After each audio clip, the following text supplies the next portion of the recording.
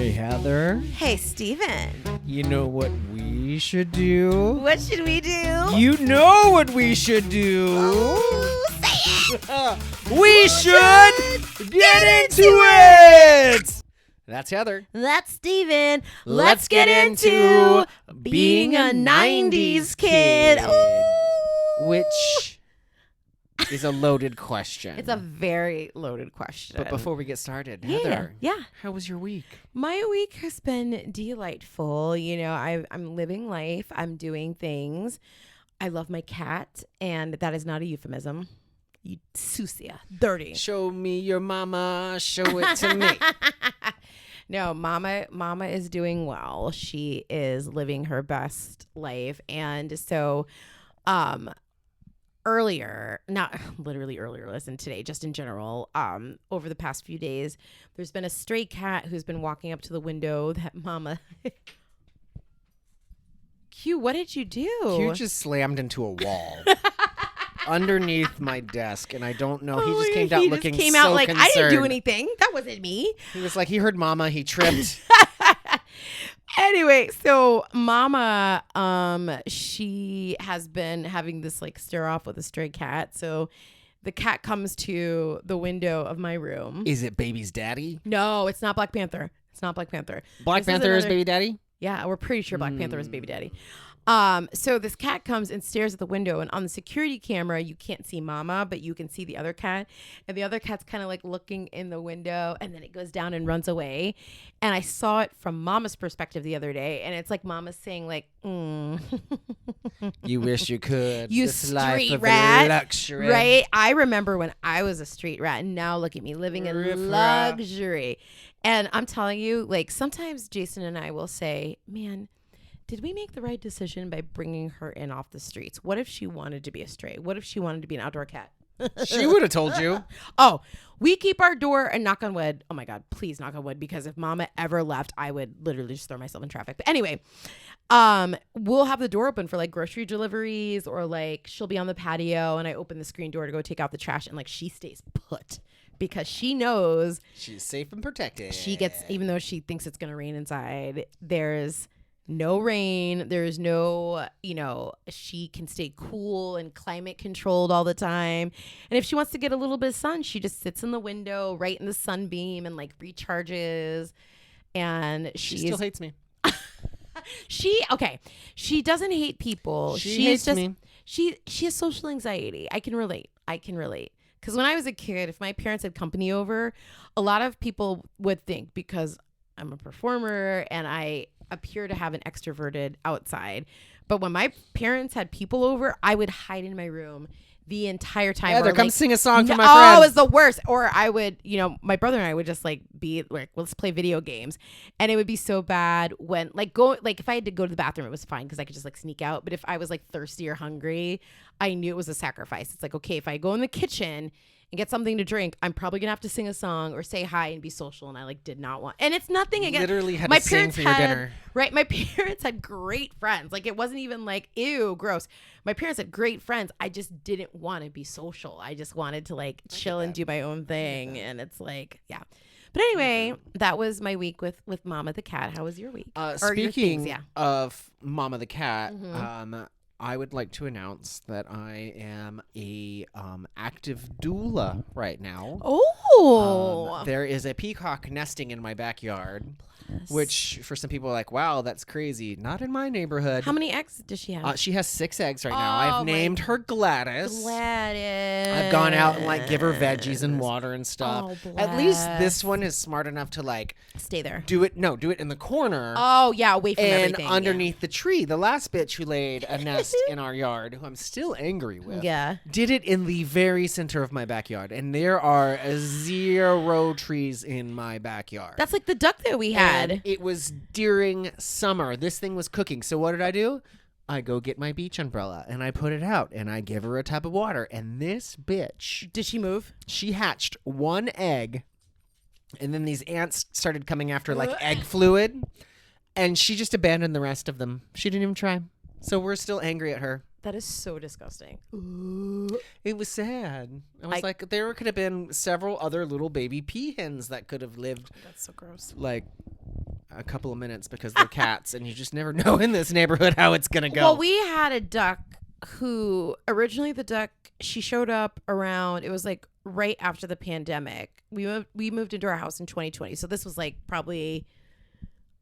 this is 21, I would say. And the duck, we have this giant tree in our front yard that's got like the roots and stuff. So she kind of went into this little nook and she laid her eggs. And Jason and I are like, what are you doing? Raccoons, cats, hawks, like all of these things. And we didn't want to touch it because sometimes if you touch them, they like go away because they're like, ew, human scent. Yeah. And so sure enough, and like my whole work team was invested in it. Like I was taking pictures every day.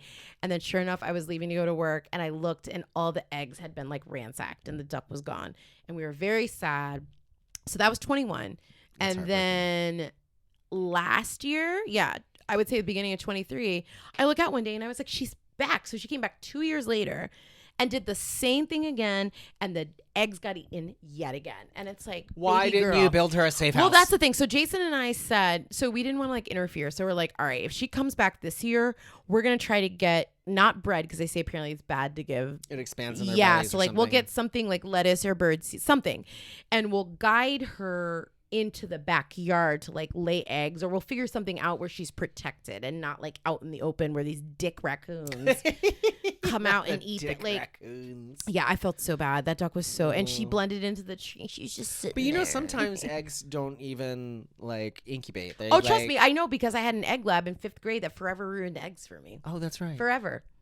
Mikey, I think he did it in school this year, and it wasn't. I was talking to him about it. And it wasn't as traumatic as the one it was terrible. Well, I think it was traumatic for you because you're you and you can be dramatic. That is not, Steven. Let me tell you really quick, dear listeners and Steven, as a revisit. When I was in 5th grade, we had a little chicken lab, and they were like, all right, you're going to get to watch chickens hatch and grow from embryos. And we were so excited because we wanted like the chicks. Like we didn't care about anything else. We wanted a little baby. It was so traumatizing because like they cracked like 2 egg embryos open and you watched it like develop. It's so gross. Like I can't. I like my eggs over medium, which that yolk is just all over the place. Oh my God. So gross. But anyway, it forever ruined me with eggs. And I always, like not always, but like every now and then our little 5th grade class will have like a moment on Facebook and stuff. And someone out of the blue will be like, so is anyone gonna like mention the elephant in the room of being traumatized by eggs? And we're all like, yes, because like all of us, it was so disgusting. It was like it should not have been for 5th grade kids. And you see like the little egg embryo growing in the yolk, and it's it was awful. It was awful. So, I learned nothing except for trauma.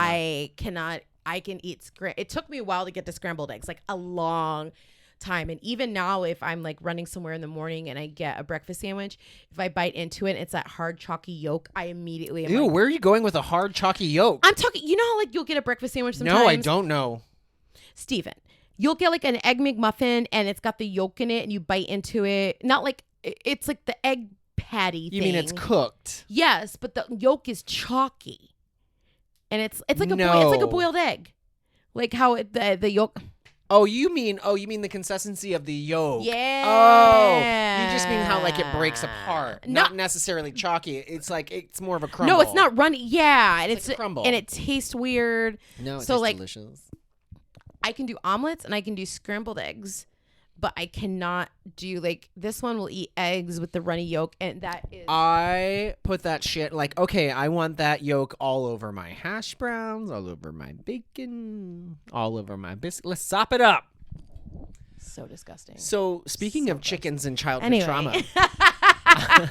And being a 90s kid, I can tell you right now is that my mom went to a craft fair in Biloxi, Mississippi at the Coliseum and came back home with a gift. A chicken? It was several chickens. It was an Easter thing. So all of them were dyed different colors. Back then, my favorite color. The chickens were dyed. So my favorite color back in the day was purple. And so I got a purple chicken. My brother got 1 and my sister got 2. And then, so we had a screened-in porch, and we had them like these trunks from Walmart. Like mine was like a Mario, and we'd put little beds in there and everything. And then one day I come home to check on them, and it's gone. They're all gone. And so I'm like, there's a purple chicken on the loose. Where the fuck is my chicken? So my mom and dad were like, I think they ran away. So my little dumbass went looking in every single gutter, calling out these chickens' names, even though they did not even know their names. Did they cook the chicken? No. It was worse. Yes, they sent it to college instead of me. No. So I looked and looked and looked and looked, finally gave up. Then one day we were playing basketball. The basketball goes over by the garbage cans. God, and Jesus. Why were there just chicken bits all on top of the garbage? They didn't even try to hide it. Was it a hawk? No, a cat had busted through the screen and apparently slaughtered all of our chickens. Oh, poor babies. Yeah. Oh. So that's what it's like growing up in the 90s, kids. Drama. I got a purple chicken that lives in the backyard. It was technically the front yard. We had a corner lot, and our screened-in porch was in the front. Oh, Jesus Christ. Anyway, being a 90s kid, that happened in the 90s. Rest in peace to that chicken, purple chicken. The gray pen. It might have happened in the 80s. Okay. Well, so what I did earlier, because I am a true consummate professional who can come up with original ideas on my own, I went to our friend Chat Jippet, who completely let us down in the episode about TV. Sure did. We should give her a name. Yes. Myrtle. Chat Jippet. We'll call her Chelsea. Anyway, so we asked Chelsea, or I asked Chelsea, I said, okay, we want to do this podcast about being a 90s kid. And that's a pretty broad topic. So we need for you to whittle it down for us. So she whittled it down into a minimal 12 categories. Oh, God. So we're going to start at the top with being a 90s kid. So to kind of give a little backstory, we were both born in 83. Meaning that when the 90s started, we were kindergarten, first grade. Second grade. 1990? Oh, yeah. No, you're right. We were grade. 7. Yeah, you're correct. And so we truly are 90s kids. And it's hilarious to me that kids who grew up in the 2000s are like, oh my God, I was a 90s kid too. No. It'd be like us saying we were 80s kids. I definitely remember pieces of the 80s because, I remember the music. I remember the TV and the movies. But I don't consider myself an 80s kid. So remember how on the end of the last episode, I was like, oh, I've got some information about you, about me being a 90s kid. So yes, I was born in the 80s. Yes, you 83. Were. Same. I was raised in the 70s. Because Mississippi was 10 years behind everybody else. If you were to look at our wood paneling in our den, our red indoor-outdoor carpet, music did not reach Mississippi like it did today. Yeah. But I will say that in the 90s, and we'll dive into music later, or we can just start with music. I was not a fan of the grunge scene. Now, as a fully functional, for the most part, adult in my 40s, I do appreciate Nirvana and Soundgarden and Pearl Jam. I appreciate it now, but when I was in my, we were 7 when the 90s started. 7? Yeah, 7-ish. And then we were basically about to graduate from high school. And then we were 8. Then we were 9. But I definitely went backwards in music because I wasn't into grunge or any of the rock shit, or even the gangster rap. I was not into any of that. And so I regressed thanks to the magic of Columbia House. And I ordered CDs from they need to sponsor us because we talk about them all the time. But ABBA, The Carpenters, a lot of 80s stuff like Tiffany, Debbie Gibson. I listened to all of that in the 90s because I missed out on it. And I didn't want to listen to the radio, so I would listen to the adult contemporary station. And I was like, ooh, Michael Bolton, this is about. I was such an old soul with music in the 90s until Mariah came out in 90, whatever. But there was that weird phase in between, I'd say 93 and 95, where it was a lot of grunge, a lot of the West Coast, East Coast rap. And then the Spice Girls came out, and that completely changed the whole literal trajectory of my life, which we can dive a little bit into. But do you want to start with music, or do you want to start with another topic? We've already started talking about it. So what were your jams besides a TV theme song CD? In my Grease soundtrack from the movie. I will say I started off as a country kid. Okay. A little bit. Mm-hmm. And then my first cassette that I purchased with my own money was Garth Brooks' Rope in the Wind. Oh my God, 90s country, we will never like. It'll never hit the same. Ever. It'll never hit the 90s same again. country is so good. There was not one person who was like an average singer. Like everyone in 90s country could wail. Like, well, so I good. don't even know if it's necessarily wailing as it is just personality in your voice, because it wasn't like everybody was super good, but they all had this way of getting your attention. I didn't know how it all would end. Mama love mama. No, I love. So then dance. I started to evolve with my music. Okay. So I went from the country, and then I went almost straight into cotton candy, sweet as gold. Let me see that Tootsie Roll. Here we go. I danced to that this weekend. Let me tell you, full circle moment. Yes. Come on, ride that train, and ride it. Come on, ride that train. I think I can. Tell me why. Yes. Dear listeners, dear watchers, once upon a time I had a corporate background. I worked in timeshare. I worked in a corporate office of a timeshare as an admin manager office, blah, blah, blah, blah, blah, blah, blah, blah. Office hoe. Office leader. And then we get a new sales manager one day, and who is it? Cotton Eye Joe? J-Ski from the Quad City DJs. The guy who literally sang "Come on, ride that train" at my 8th grade dance in the cafeteria. But it wasn't actually. It was the song, not the Quad City DJs. Didn't actually come to your school. Did they? No. Yeah, they're gonna come to Bumfuck, Mississippi, and the perform LA for 30 Lakers came kids. to Dr. Phillips. It's Dr. Phillips. We didn't have a McDonald's. That's right. Yeah. What But, is this, a McDonald's? What is this, a McDonald's? No, but yeah, full circle moment for that. Okay. But then Yes. I quickly transferred into my punk era, if you will. Power Man 5000, Linkin Park, Korn, Slipknot. I got into like those some were of all the 90s? Yeah, because I went to I all thought those they were the concerts. 2000s. No, I went to their concerts before I graduated, at least some of them. Because we graduated in 2001. Yes. So I went to several concerts before. I think I did. Mm-hmm. But that music had me out.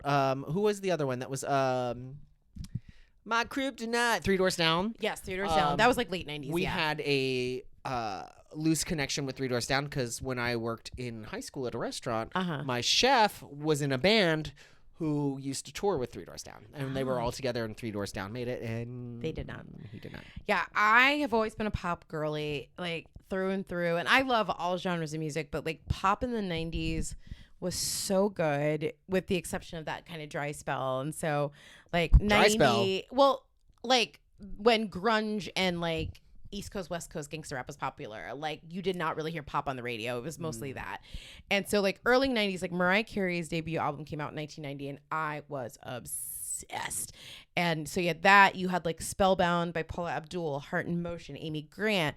So I loved, oh my God, Heart in Motion, baby. I burned a hole in that album. So I loved all of these like pop women. And when I would, be in school, everyone would be like, oh my God, New Kids on the Block, and like all the boy bands. A bunch of hits. Yeah. Chinese food does, in fact, actually, I love Chinese food. But anyway, so with pop music, I was obsessed with the pop women who I could sing their songs because I love to sing, obviously. And I never really had a crush on any, like I did have a crush on Kevin from the Backstreet Boys in the late 90s.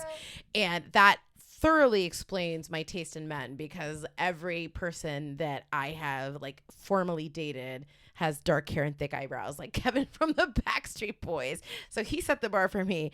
But yeah, I've always been into pop. I love obscure pop from the 90s. Like we were talking on the when we did the boat in St. Augustine, listen to our last episode. There was a point where we were talking amongst ourselves over what would be the worst songs to request on the boat, and so we were like, and bark. We were obviously saying this to the boat captain, but we were joking, and like at one point I was like, "Hey, do you have Waving Through a Window?" And like, not a full. Love that song. It's not appropriate for a drunk boat. I'm on a boat, motherfucker. Don't you ever forget. Somebody wanted to play that, and I was like, we're not playing that song. No. I made my adult dance class dance to it one day. But anyway, so I loved my 90s obscure pop. So speaking of pop in the Yes. 90s, so again, being from Mississippi, it was easier for me to get my hair cut in Louisiana than it was in Mississippi at a certain point. Okay. Especially when I had my own car. Yeah. Britney Spears started coming out. All of the girls in my grade, and of course, then I'm still pretending like, I like girls. I love women. And I still may even have it somewhere, but the girls came up with the BHS. Okay. Which was Bay High School, but also the Britney Hate Society. And they have a laminated card with everybody on it that'd be like, I like and like swear and like to be like the best Spears and like blah, blah, blah, blah, blah. But Britney actually went to the Kentwood, Louisiana. Super Walmart in Gulfport to do autograph signings when she was first coming out. And I'll never forget little... Dusty, who is now a full-fledged homosexual, and he's very successful. He's out there. He's on Facebook. He'll never see this, but he was like me. Does he live here? No. Okay. But he was like me, like closeted or didn't know what was going on, whatnot. But he loved Britney Spears to the point where he went to Walmart and found a gift on the shelf, didn't buy it, and just gave it to her during the autograph. Here you go, Britney. Oh, here's my a God. stuffed bear. And that's funny because I remember like being in Orlando during the height of the pop movement, like late 90s, early 2000s, and I definitely saw NSYNC at Point Orlando one time, and there was nobody at their table, and everyone's like, who are these guys? They're lame. I almost died leaving Chris Kirkpatrick's party. I forget which. Is that one where the it guy was. from 4th O-Town of July made you a who made me a burger? burger? I said I want mine with cheese. Sir. But yeah, so I went through like a really weird music phase in the 90s where I really got into like 80s pop and like like things like Tainted Love never left. No. So yeah, I still love, like, there's a couple like 90s pop gems that will pop in sometimes. Like the other day, I don't know if this would really be considered pop, but like One of Us by Joan Osborne popped into my queue, and I was like, God damn, this is such a great song. What if God was one of us? Yes, it is. That is not pop. I would think that like alternative. That was like, no, I would. Oh God, like almost like a folk. It was like it was that weird like Lilith Fair genre, which I was very much into when that happened. Like Sean Colvin, Sonny Came Home in the kitchen. Sonny Came Home is legit probably like top 10 Fast songs Car for me. is kind of in that same thing. Fast. I have goosebumps. Like Sarah McLachlan, all of that. Like I was very much into that because they were what Taylor Swift is to the girls now. Like they were the ones writing these really like deep lyrics with beautiful, like obviously like, I was about to say Jagged Little Pill came out when I was in 7th grade, and that was really like my foray into that genre of music, and I burned a hole in that CD, and I still can sing pretty much every song on that album, even that hidden I went to your house, walked up the stairs. Do you remember that? No. It was like the hidden track at the very end of the album. I didn't have the albums. Remember, I stopped at TV theme songs and then went to punk. I had Kitty. Oh, Kitty was great. Who was the other one?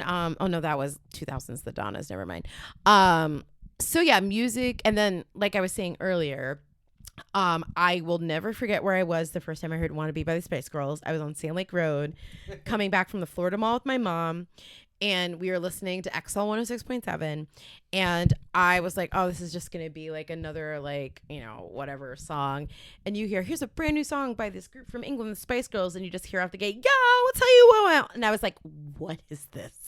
I need to know everything. Something about awoken this from the band. inside of me. It did. The Phoenix was reborn. Jean Grey came back. And that was really when you had, I still to this day feel like Spice Girls shifted that whole pop dynamic, because I heard Spice Girls before I heard Britney, before I heard boy bands. You'll know this more than I. Yeah. Because that did become like basically the start of bands. Yeah. Groups. Mm-hmm. But I don't think the Spice Girls were fabricated like so many other groups were. Were they? They were fabricated. They came from a newspaper ad. Sarah Lee Dobbs was almost. I was about to say Sarah Lee. She was almost one. Fred was almost a Spice Girl. People were. Yeah, and like it was just something like I never heard before, and I know everybody's kind of got their own kind of come to Jesus with artists. Like for my mom, it was like Diana Ross and the Supremes, like these beautiful 3 black women like owning themselves and stuff. And so they were like my renaissance, so to speak. Well, yeah. Yeah, I was obsessed. I'm kind of sad I don't have a renaissance like that. I think my renaissance from music, and honestly, this is going to sound terrible. Yeah. And just everybody's got their own, yeah. But I think I found my renaissance in the 90s as the soundtrack of a Goofy movie. That is Tevin Campbell as Powerline could do no wrong. That is absolutely valid. All of the different musical numbers, I had been obsessed since the moment I heard it, and I'm still obsessed to this day. That's valid. That's Powerline costume right over there. And that's a very like 90s movie with very 90s songs. But it's 90s, but nobody gave it any attention in the 90s. Nope, it's a nostalgia thing. Yeah. But everybody slept on it. It wasn't like a good thing. Now it's a nostalgia thing. Oh Everyone thinks it's cool. Now and you're like, I was there first. They have a Max at Disney They that dresses sure as freaking do. Powerline. Yep. I was like, where were you? And it's like with the Spice Girls, it drives me crazy. Like, I Wannabe was the first song I heard by them, and it's revolutionary. It really started this whole like female empowerment 90s wave. But it is absolutely 1,000,000,000% not their best song. And like most of the stuff that they put on the radio, like Say You'll Be There was great. To Become One, so good. I think To Become One might be up there for me because it's so good. But like they had so many other great songs on the album and like B-sides that I would go buy at like Virgin Megastore. So like they changed the whole trajectory of my life because I was like, look at these bad bitches. And like they're loud, they're fun, they're authentic. And that really kind of... They're beautiful, they're energetic, they're positive. Yeah, and they're cool. They're not fake, they're not cheesy. And they kind of like accepted what they were, and if they had a joke and they wanted to laugh, they would. They didn't take themselves super seriously. Hello, look at Spice World. Yeah. Oh my God, Spice World. So yeah, so like that music, and then I'm trying to think, like high school, it was all about the girls and the boy bands. Like I remember where I was when I heard Baby One More Time for the first time on Turkey Lake Road. Hit me, baby, one. Isn't that the same road you just talked? No, you're talking about Sand Lake. There's a lot of lake They roads connect. in Orlando. They sure do. But I remember being in the car with my friends hearing Baby One More Time, and we're like, she'll never be famous. She sounds like a gopher. Like we will never. And look where she's at now. But I remember Dancing with Knives in a candle lit gym. Genie in a Bottle was another place. I'll never forget. I used to call the radio station all the time. Oh, I did too. And I would send it into TRL all the time and be like, I'd like to request Christina Aguilera's Genie in the Bottle because if she rubbed me the right way, I'd come out too. Did they ever play it? No. Nope, of course not. Did I win a pager from that same radio station? But yeah, no, 90s music. It's just so the 90s is so broad because I felt like it started off in like this kind of like adult contemporary vein, and then it went through like the grunge and the rap and everything, and then it ended with like pure bubblegum pop as it went into 2000 as like the Gwen Stefani's No Doubt, kind of like that was very bubblegum pop. It was, but it was also I did love No Doubt. Walking in a spider web. But I remember thinking her voice was so. Now I appreciate her voice, but I remember thinking like her voice. It was different. Yeah. And I was like, why is she singing like that? But now I love it. Like a lounge singer in the 90s. Yeah, totally. So, and again, I feel like a lot of these... Britney did it too. So. She sure did. I feel like a lot of these like pop culture segments could be their own episode, but we're going to... I mean, considering it's 30 minutes and we've only talked about music so far. Hey, okay, so let's see what we've got now next. I just want to just go naturally. Let's do it naturally. Because a lot of this started making me think about the television shows that I'd watch in the 90s. Yes. Like one of them that pops out immediately to my mind is Clarissa Explains It All. And Sam coming in the window. Sam up the window. My parents would have beat my ass if a boy came in my window. Come to my window. If a boy laddered my window every night and came in, man, my dad would have fucking mollywopped Sam. We'd be like, what? No, Daddy, he's my friend. I love him. I can change him. I love him. Oh my God. No, but like that's one of the things. And I also realized that she did not explain it all. There was a lot of things I had to find out for my own in life. She sure did not explain it all. I need maybe a lawsuit. And like 90s TV, I was not a Disney Channel kid at all. Like we had the Disney Channel. We only got it on previews. Oh my so God. if I was Channel lucky 35. to see Gummy Bears, like Gummy Bears. Yeah, we like did this last time. The Disney Channel for us was more like late 80s, early 90s, like Dumbo Circus and Wait, was Dumbo Circus 80s or 90s? Let's find out. Because I was recently thinking and then, like, about Pooh that. Corner, remember Pooh Oh my Corner? God, yeah, all of those amazing, like puppeted, mascotted, that damn elephant with his little waving thing. I was like, I used to watch that shit religiously. Dumbo Circus, it says here. Circus is a live-action puppet television series that aired on the Disney Channel beginning on May 6th, 1985 to May 25th. It was on for Welcome a year? to the 80s, I guess. I have no concept of time. I Hold think on. I've told the audience this once Dumbo before. Circus, let's see. That sounds right. Lasting for 150. It was loosely based on the movie, the longest running Disney Channel original series until Phineas and Ferb broke the record. So it says here, the series began airing in 83, but was removed in 97, and then it looks like it came back at some point. Anyway. So it was in the 90s. I don't have to edit this out. It's like Yay! 80s, right? Yeah. So like Dumbo Circus, Welcome to Pooh Corner.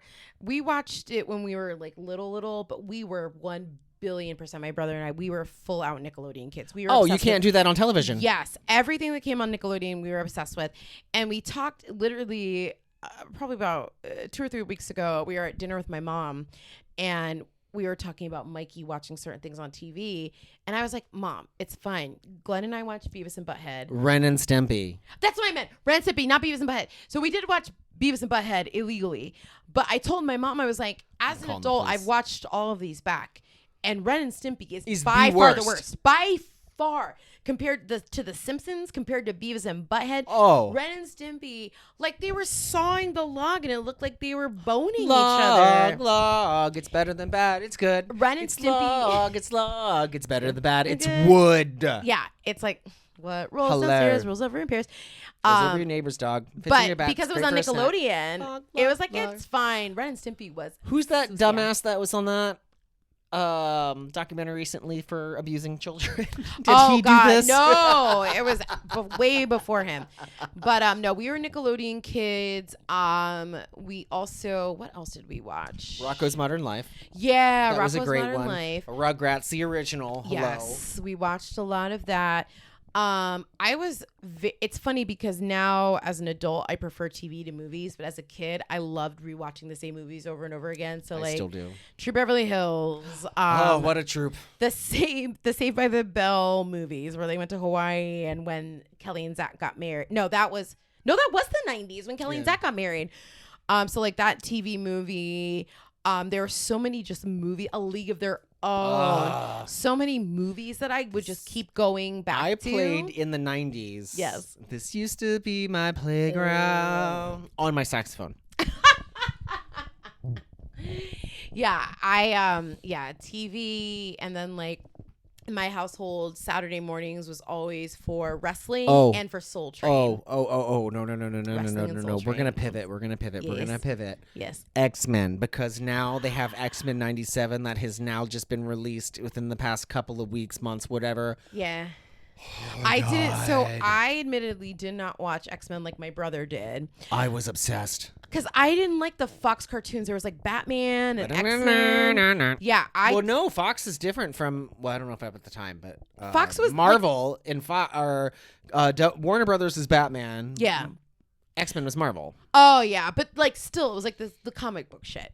And she said the comic book shit. But I will say, am my feelings not supposed to be hurt right now? Probably like the most pivotal show for me in the 90s outside of Nickelodeon stuff was the new Mickey Mouse Club. I was obsessed. Is that the one with Brittany and Christina and Justin? Yeah, there were 2 iterations of it. So the first new Mickey Mouse Club had the band called The Party. Do you remember The Party? It was like Jennifer McGill, Damon something. I was more of a Kids Incorporated kid. Oh, but that was K-I-D. 80s. Again, I have no concept of time. I don't know what you want from me. So the first reiteration of the Mickey Mouse Club, that was the early 90s, and it had this band called The Party, which they had the song Sugar. We're going to and say Sweet. that's not the first because Annette Funicello No, I'm saying was the iteration. first. That was so you had the OG Mickey Mouse Club in like the 50s, 60s. So you had the reboot. Yes, the reboot, but the reboot had 2 phases. The first phase was early 90s with like Jennifer McGill, Tiffany Hale, may she rest in peace, Dee Dee Magno, like all of these people who I would in turn as an adult see at auditions all the time. I'd be like, you're on the Mickey Mouse Club. Jennifer McGill, who was on the Mickey Mouse Club, she was like a big first time cast, like in that reboot. And where is she season. now? She's still doing stuff. She wishes me a happy birthday every year. Because we were at an audition together one time and I was like, you're Jennifer McGill from the Mickey Mouse Club. So after they had that first reboot, then the second one came, and that's the one that had like Carrie Russell, Britney Spears, Justin Timberlake, Ryan Gosling, JC Chazé. Ryan Gosling was a Mickey Mouse Club kid? I dropped my microphone. That makes sense, though. Steven. I'm just cute. Steven. You know I don't know pop culture. You've never seen the videos of Ryan Gosling on Mickey Mouse Club, like singing Jodeci. Like he was singing like black people songs, like tearing it up. Like good? Yes! He was better than Justin Timberlake. All right, we're going to end this episode early so we can go and show each other some videos. I cannot believe, especially when Barbie came out, all of those videos got unearthed. And they're like, look at Ryan Gosling singing Jodeci, singing Boys to Men. If you were to listen to the last episode, you'd know I'd be watching body cam footage instead. But yes, Ryan Gosling was on there. And he was so good. And like Carrie Russell, Nikki DeLoach, like all of these people who went on to... I loved the Mickey Mouse Club. So that was like a big part of my childhood. I loved the Mickey Mouse Club, and they would always sing like the songs that were hot at the time, like Celine Dion and like I said, Jodeci, Boys to Men. So I loved the Mickey Mouse Club, The Simpsons. Oh, The Simpsons helped raise me. Roseanne helped raise me. Designing Women helped raise me. Yeah. Oh, yeah. And I watched a lot of, we talked about it in the TV show episode. I watched a lot of Nick at Night stuff, which exposed me to shows that like I otherwise would have never really watched. And my mom notoriously loves shows that are not stereotypically like black. So like she loved like the Waltons and Little House on the Prairie and like all these shows. So like we grew up watching all of these shows. And I remember like the Waltons was a little corny for me, but I loved Little House on the Prairie. It always had drama. One of my favorite things that I watched in Stairway the 90s to Heaven was during summer, Yes. I believe. Days of Our Lives when Marlena was possessed by the devil. Oh yeah. Talk about that. I was into that shit. I got into soap operas probably like my 7th grade year, where I would program the VCR. Like I would get up early in the morning, get ready for school, and I would program the VCR to tape The Young and the Restless from 12:30 to 1. I'd only watch the first half of it. And then I would go into Days of Our Lives from 1 to 2. And then like I was recording like 3 different soap operas at once on like these different VCRs. And I don't know how I had time to watch them all. But like soap operas. Because you didn't have the internet as a child. Right. And like no kids are watching soap operas now. Like Days of Our Lives is still on. I want to say General Hospital. And I hear that she got possessed by the devil again. She did. I want to say, I don't know if General. Hold on, I gotta look to see if General. The hospital was being general, or is it a hospital for generals? I guess I should ask. Is General Hospital still on the air? You heard it here first, folks. Oh, it's still on the air apparently. Okay. So, yeah. I wonder how much these actors are making after 45 years on the business. I don't know. And like soap opera work is hard because you have to learn scripts for 5 days worth of TV shows. Like soap opera actors are so underrated. Did you not hear me earlier in the previous episode? Yes. That I didn't start learning my script until Tech Week, and I was fine. But that's a show. I'm talking about, imagine having to learn 5 scripts, 5 shows a week. Yeah. Hello. Excuse me. Line.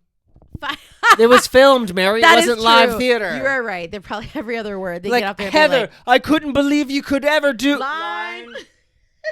Steal my basket of bananas. Oh my God. We talked about passions in what episode was that where we talked about passions? It's us coming to Orlando. No, it was not only had like conspiracy 5. theories. We talked about TV theme songs because we talked about that theme song to Passions. So yeah, so that was television. So now movies. Let's move on to movies of the 90s. Didn't we already do movies? We talked briefly about a Goofy movie was my favorite. Yeah. Angels in the Outfit I got from God, an Easter basket, which I love. really love. Sandlot I really loved. Oh my God. I don't know how I liked all these sports things and turned out to be a flaming mo like this. I saw a double feature. I will never forget it. The Avon Theater in Stamford, Connecticut. Take 3. It was a double feature of Angels in the Outfield, and then you had like a break for like 15 minutes, and then it went into The Lion King. Oh my God. What about oh, it wasn't Angels. It was the one. I know what you're talking about. The Funky Butt pitcher. Lovin'. The pitcher. Rookie of the Year. Rookie of the Year. Rookie of the Year. Another the one Year. I was obsessed with. Could I play baseball? No, Such it a was great terrible. I'll never forget the first Funky time. Butt Lovin'. Like, what children's movie has that line? And we would cackle at it and say it. Funky Butt Lovin'. Blank Check. I haven't seen Blank Check in forever. But the Blank Check where the kid gets I like remember Mr. it. McIntosh. He gets like $1 million and like does Richie a whole, Rich. Ooh, Richie Rich was another one. I will still watch Richie Rich to this day. Richie Rich is such Come on, an Macaulay underrated Culkin. movie. Christine Ebersol was in it. The guy We're gonna be fact checked for the gods, you know. Christine and none Ebersol. of these are good. No, I'm just saying that like these years that we're talking about, Yeah. this might not be the No, 90s. Richie Rich for sure was a 90s movie because I saw it in the movie theater in 6th grade, which was 95 for me. So I definitely remember in that. the 4th grade. I was 9, so it would have been the 90s. Mm-hmm. A friend of mine got dropped. He and I got dropped off one town over to watch. So I dated an axe murderer. Oh my God, Mike Myers. Was it him? Yeah. Oh, well, I'll never forget because my friend at the time convinced me to walk home from the movie because how long we was that couldn't walk? get one town over. In was- Orlando, that's very vague. Yeah, One okay, town so over. I wish I could do MapQuest right now. MapQuest because it's the 90s. Print it out. But no, we ended up going from Waveland all the way to walking to my house. We basically walked down an entire highway. How long was the walk? It felt like days. I don't know. I was 9 Oh my God. and I got go-rounded because his grandparents came to look for us and we were gone. Oh my God. Yeah, 90s movies. I'm trying to think like Titanic and Jurassic Park I feel like need to be their own episodes. Like we cannot dive into Jurassic Park deserves. Yeah, its and own so does episode. Titanic, honestly, especially like our history Titanic? of that movie. Titanic. I'm trying to think what other movies I randomly loved. Stay Tuned with John Ritter. Do you remember that movie? And Pam Dauber. Mindy, Rockadoodle. Mindy. I did love Rockadoodle. How do you not remember Stay Tuned? Stay Tuned was the movie. It was John Ritter and Pam Dauber and their family got like lost in the TV and like Salt and Pepper came. I like how you say names like I know who those people are. Okay, so wait. John Ritter, he was Three's Company. He died. Great. Oh, okay. He's I the almost one called with you the Jason. hair. Like He was the main guy in Three's Company. He was the one dude who was with pretending the two to be gay. girls. Yes, John Ritter. And then Pam Dauber was Mindy in Mork and Mindy, and I she do love played Mork his and wife. Mindy. Okay. And they got like sucked inside their TV and had to like escape out of it. And they went to Oh like wait, that does sound familiar. yeah, I rewatched it very recently and it was garbage. But as a kid, I loved it. Loved it It's as like a the kid. Care Bear Care Cousins movie. Yeah. Like, yeah, on never saw it. paper, it sounded like a good idea. Yeah. We liked it as a kid. As an adult, no. So let me look at what Chat Gibbet told us for it's General You Hospital. mean Chelsea? Chelsea. What did Chelsea? Toys and games. So according to ChatGPT, this says Oh my god. Tamagotchis, Beanie Babies, action figures, board games, Pogs, Magic the Gathering, and the rise of video game consoles like Super Nintendo and Sega Genesis. Can I tell you, I have a Tamagotchi in my Jeep right now. What? I had a koala. I had a koala Tamagotchi, and I'll never forget it died I was in some class and I got the little beep beep that it died, and I literally was like, I've got to leave class right now because like my Tamagotchi, don't remember what the name was, but it was a koala and it was pink and it died, and I was like, Oh, you I'm had a one in terrible color. parent. Oh my god. No, not like literally your color, actual like egg. like the Yeah. egg. The shell was pink. My yeah. first egg was camo, Oh. but I legit in my Jeep right now Yes. have one of the whatchamacallits from Jurassic Park, the Amber? The Amber Tamagotchi. So I have one that I bought within the past 6 months in my car right now. Okay. And then what else? Like Pogs. Pogs were always great. Obsessed with Pogs. Like my brother and I would have like Pog tournaments, and we had like the official Pog board. Like there was like the actual Pog licensed game, and so we had the board. And I remember begging my mom to take us to this at the time it was WWF. They had a merchandise warehouse near us because we grew up near Stamford, which is their home base. What privilege. And we were like, Mom, if we're good all summer, will you take us to the WWE like shopping outlet? And she did, and we bought WWE Pogs, and like my brother and I both had like the slammers, like the big plastic and metal pieces. You had to have the slammers. And we had our own, and we would play Pogs for hours. Do you ever have the ones where you can make your own Pogs? Yes, because I made like I could not even tell you, probably like a Paula Abdul one. Do you know what a pogo and you'd, like, ball stamp is? A pogo ball? A pogo ball. I know what a pogo stick is. You know what a pogo I know who ball. Pogo the clown is. No, pogo ball was this thing. It was basically like, the balls that we used to play dodgeball. Yes, and it was like a board, right? And it had a ring about Saturn. Yes, I remember and you that. would squish your feet together and jump on I remember it. that. Yes. I almost died so many times. Same with the skip it. I would almost crash my ankle. Skip it. I was an incredible skip it artist. I don't believe that. I've seen you dance. Let the record reflect. So, racial bias. Anyway. That means you should have more rhythm than me. Like, I don't know how that works out. Don't call me out like that. But I remember I would do skip it so fast, and it would always like fuck my ankle up on the inside. Like the ball would hit my ankle, and it would be horrible. And I'd be like going at it, and it was just like, no. The worst. Yeah. The worst. I loved, my neighbors had one of the dolls that you'd raise your hands and her ponytail would grow out. I remember that. One of the biggest, like, I remember, like, we had, like, slip and slides. We had Ghostbuster stuff. You run, you hit the bump, and take a dive. Yes. Crocodile Mile. And Crocodile Mile. I have not heard that in You run, you slide, you hit the bump, and take a dive. Crocodile Mile. Oh, my God. And we had in Connecticut the best slip and slide yard in the neighborhood, because with slip and slides you always had to be careful, because if there were like rocks or tree roots underneath, it was a disaster. And trust me, I got banged up so many times in other people's yards from like a random rock. The tree was rooted under there. It's like you had to have a smooth, perfect grassy surface, a yard that wouldn't flood, the hose nearby. Okay. And like, can you imagine if I did a slip and slide as a 41-year-old, I wouldn't get back up, because as kids we were flinging ourselves onto this thing. So when I first moved in here with Andy, we used to have slip and slide parties all the time. Of course you did. Did you put soap on it? We did. We did.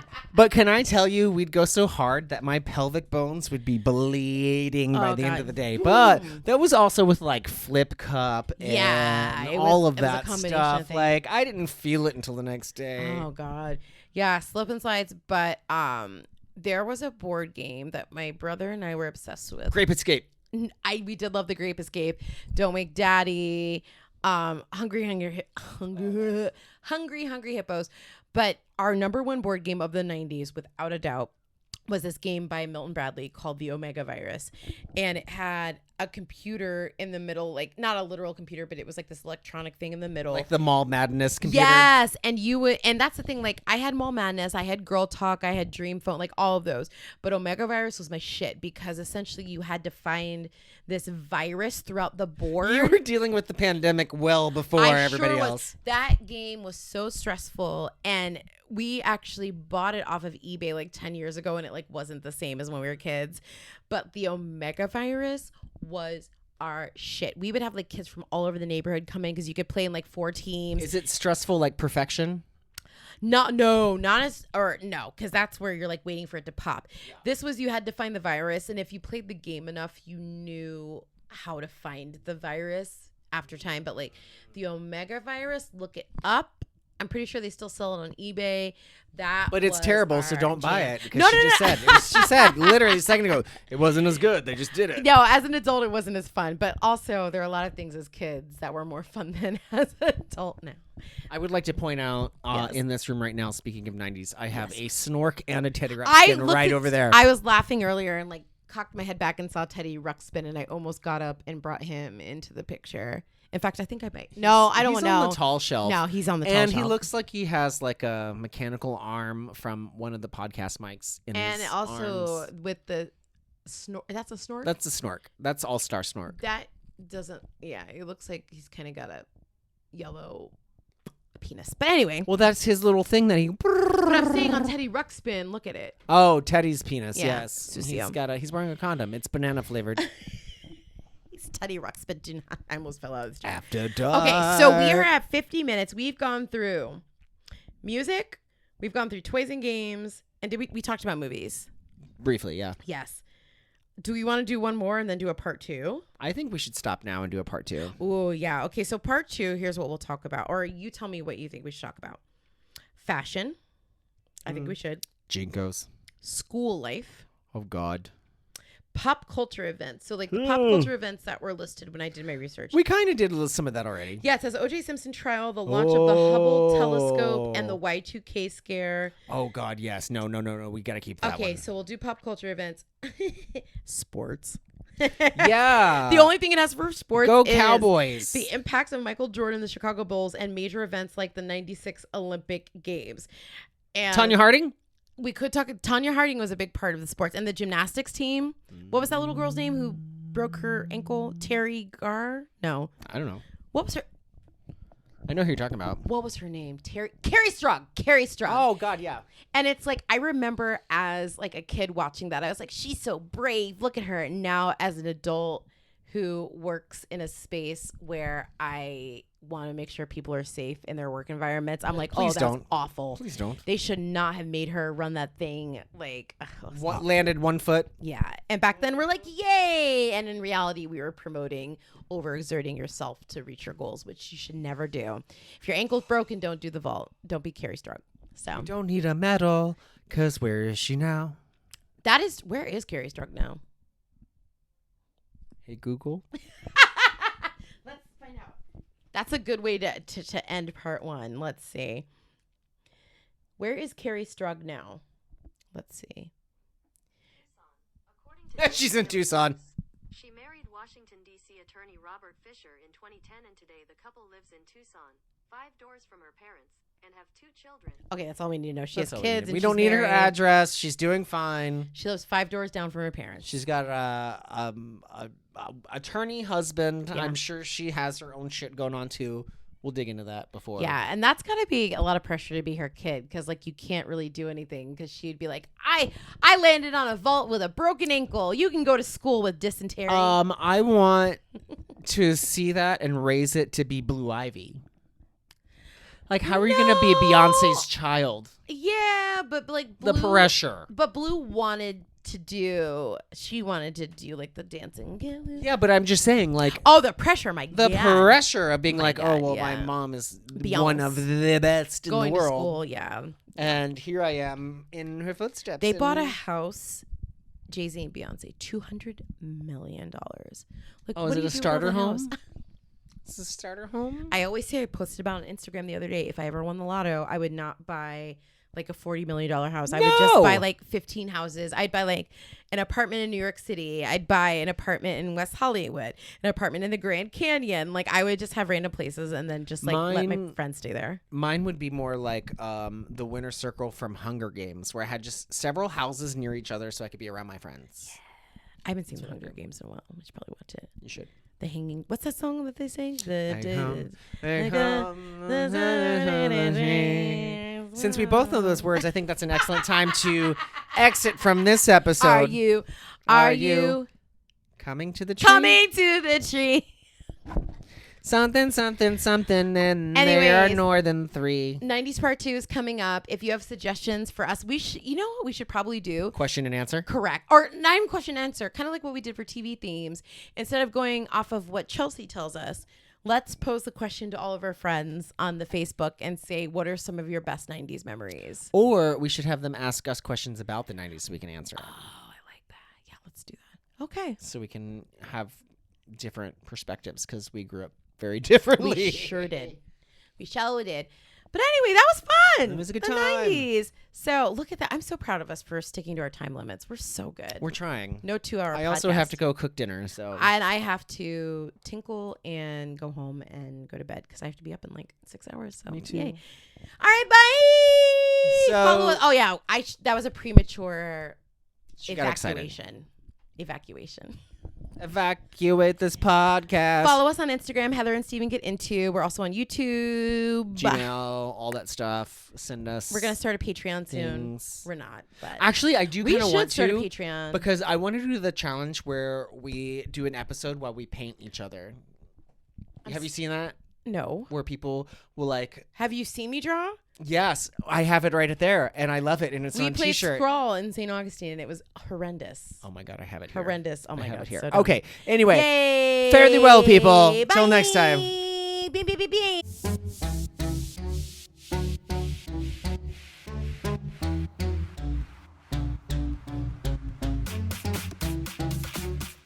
What if God was one of He would be fucked up like the rest of us.